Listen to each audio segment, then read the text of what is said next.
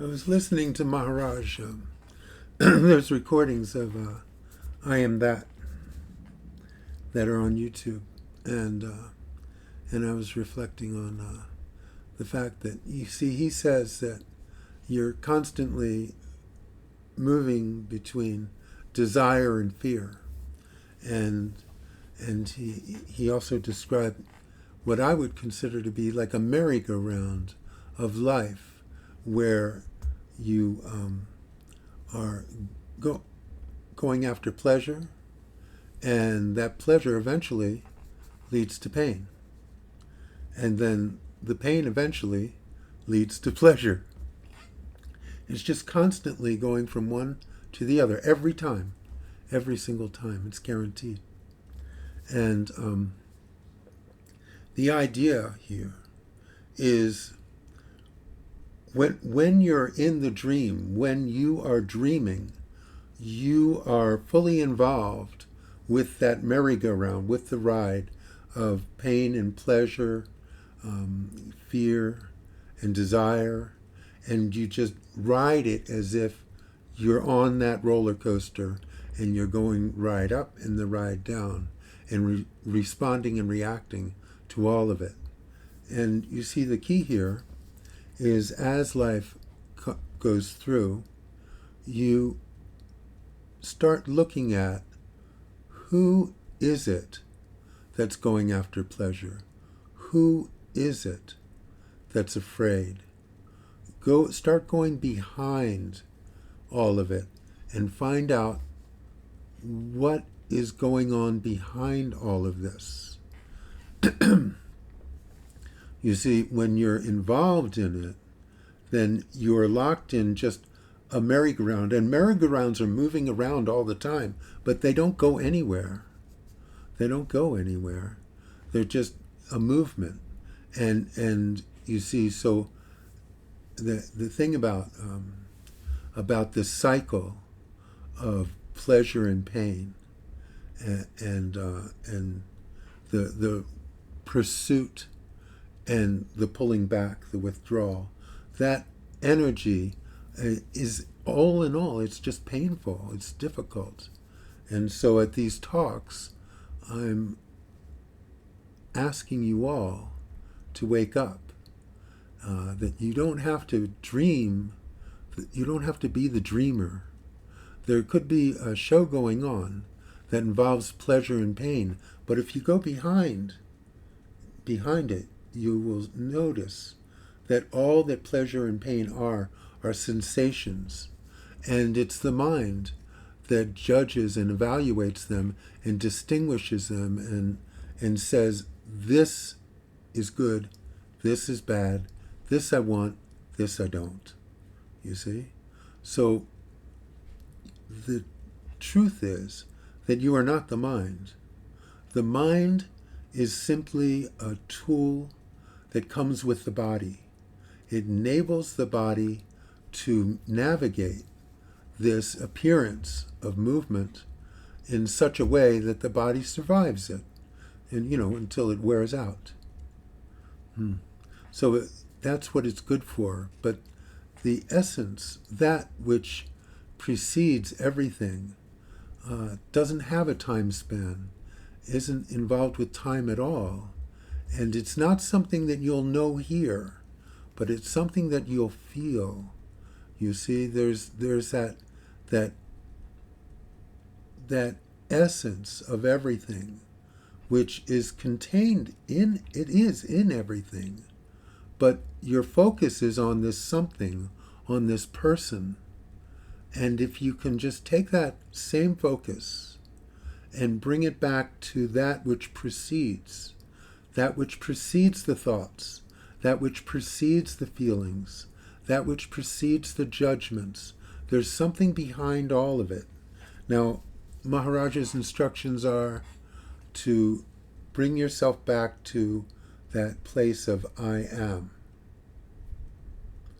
Just clean I am, with nothing added to it. And that's as close as a mind can get to what it is that is actually real, to what it is that is beyond all of the thoughts and feelings and sensations and experiences. There's something that precedes all of it. And so when you rest in I am, that thing that embraces everything embraces you, and you become aware of it.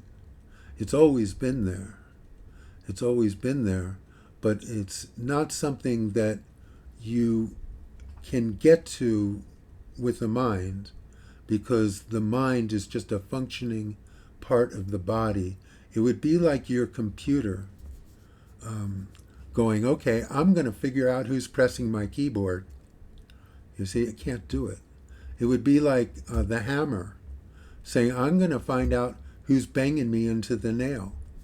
The carpenter is using the hammer. And the idea of the hammer knowing the carpenter, well, it's just not going to happen. It doesn't have the capability of knowing that, you see. So there is an essence. There, Maharaj said, what were you before you were born? What will you be after you die? And what makes you think you're any different now? And that something that makes you think you're different now is called a mind, ego, you see. But, so like you look at this life, and it has a beginning, a middle, and an end, you see. So it's just story, that's all it is. It's just a story, it's a progression, and it's a limitation. That which you are has no beginning. I can say it's eternal, you see. And it is, but it's even beyond that, because even in eternal has a sense of time to it. When you sit quietly and you have the moment, timeless. There is no time there. So that's actually the place. And it's not a place that, it's a place that comes from behind.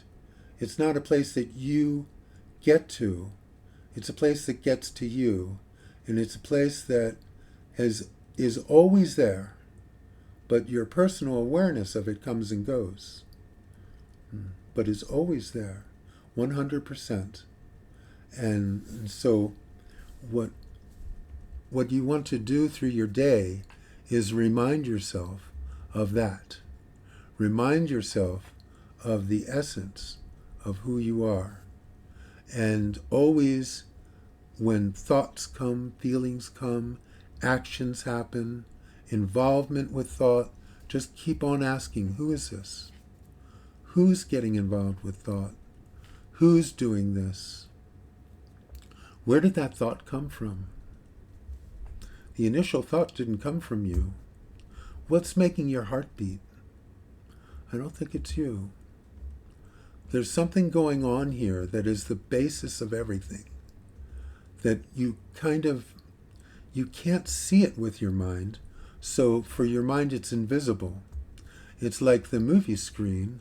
You have this blank screen, and the movie's being projected onto it, and all this action seems to be happening, but once the movie's over, the screen is unaffected.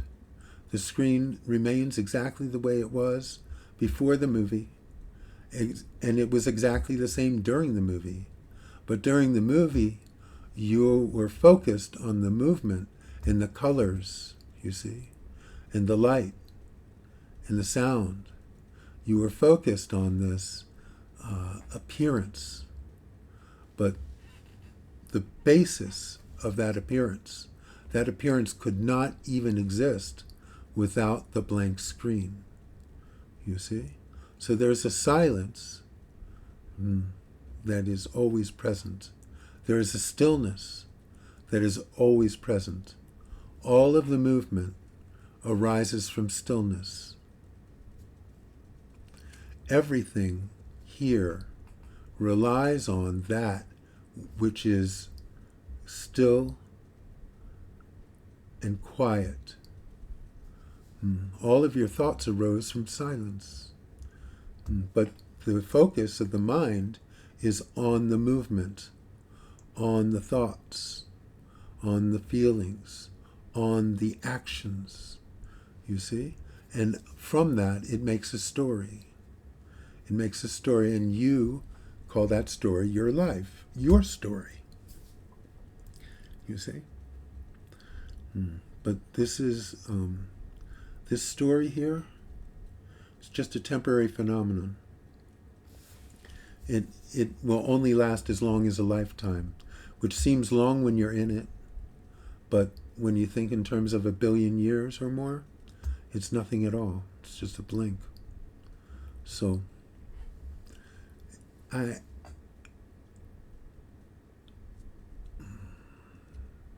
more and more in your day, just be really steadfast about going behind it all, going behind the thoughts, going behind the feelings and the actions, and resting in that stillness that is always present, you see?